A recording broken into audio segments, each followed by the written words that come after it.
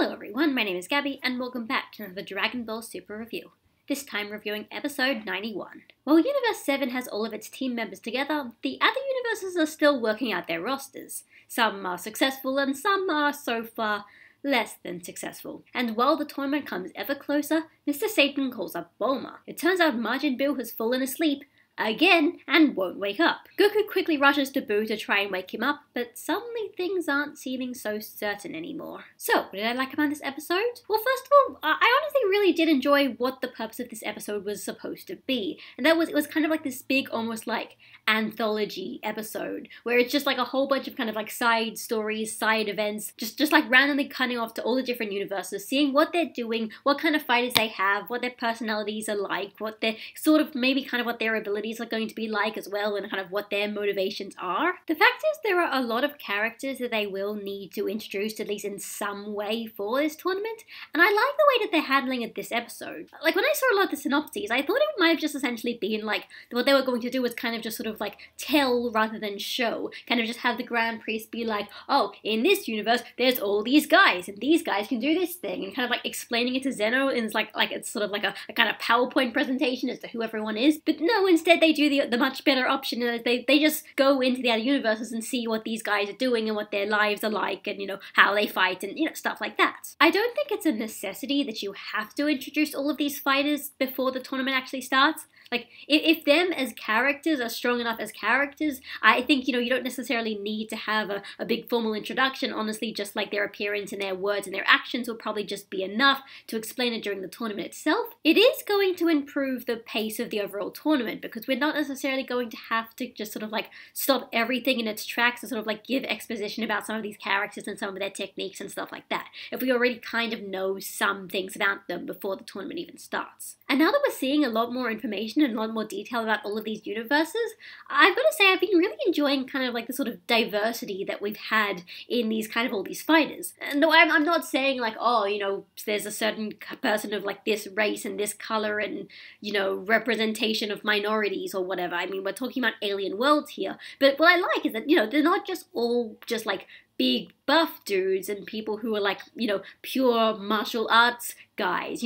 We've got the Trio de Danger animal people, we've got like the Sentai parody Pride Troopers, who are all kind of like, even then they've all kind of got their own separate techniques and separate abilities and stuff. Then you've got like Universe 2, which has like a magical girl parody character. Universe 10 are perhaps the ones that seem to like most fit the mold of like actual kind of like what you would expect a fighter to be. But even then it's like almost like that's kind of like the joke, and it's like they're just complete muscleheads who go and down protein shakes and care about how strong they look and how cool they look. So I like it. I like at this point that all of these characters are so far, they feel very different. They're not all just like, we're all just fighters, we're all just strong guys, woohoo, let's fight strong guys. Like they do feel like they're more than just their power levels, if you know what I mean. To the point that if this arc somehow ends up being absolutely terrible, I'll at least still appreciate all of these ideas and all of these characters and all of these concepts for fighters that they have actually brought up, because some of them are honestly really fun. It's like at this point, I'm not even really worried as much about like whether Goku is going to beat them and if these guys are so strong, or how is Goku going to beat the strong guys.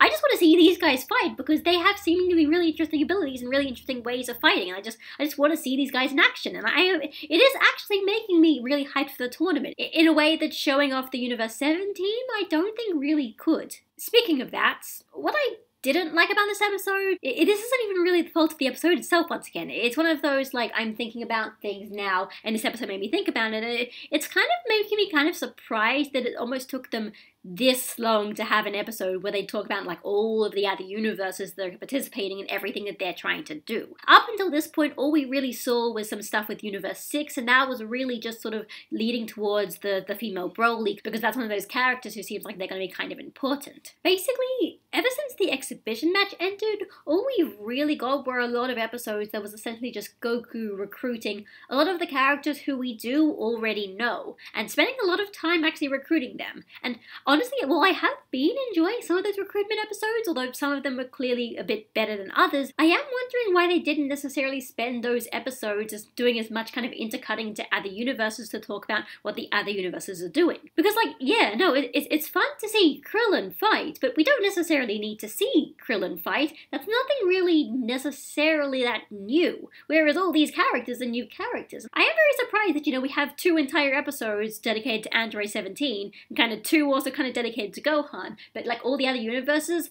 everyone else aren't really going to be focused on until now. I guess it just shows what their priorities are, and honestly, no, I am still excited to see the Universe 7 guys fight, but it is just one of the things that's making me think, and it's kind of making me a bit kind of surprised that it took them this long to do an episode like this, because this is honestly what I thought all of the recruiting episodes were going to be, not just like fun character studies over Universe 7 and everyone, all the supporting cast that we know. So, it's not really a criticism of the episode, I'm just thinking it's just kind of unusual and just something worth noting. So, as for next episode, well, it looks like that nice, comfortable 10-member team formation that everybody thought it was going to work out for Universe 7, turns out it might not go as smoothly as they all expected to, because Majin Buu was asleep and maybe things might actually get a little bit weird, and those people that we see in the poster might not be all the people we end up seeing fighting in the tournament. I'm still a little bit mixed on this because there are some stuff going on and some stuff especially in the next few episodes, and I am still not really sure that this was necessarily a good idea, but I am at least willing to watch it and see how they actually handle it. And hey, there's one other thing that I'm also looking forward to next episode. Female Super Saiyans.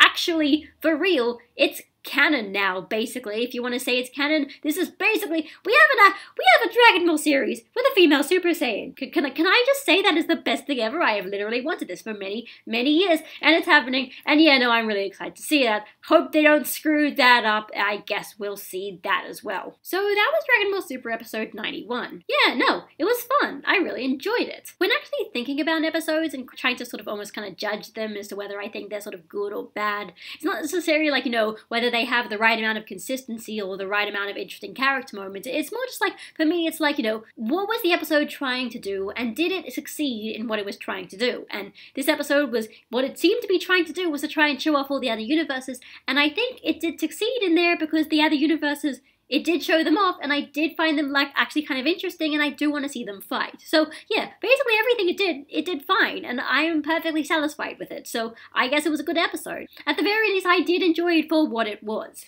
I just don't want them to screw this up. I know I was just saying that for, like, Gohan comebacks, but, like, I mean, it's, like, in general. There are so many ideas here, ideas that I'm actually legitimately down for seeing. But, yeah, it is one of those things where it's, like, if the execution is not good, it could kind of taint the whole idea forever. And I'm like, no, I want to see cool stuff. I want to see some of this stuff that you've done, like, really trying hard to put all these really cool ideas in.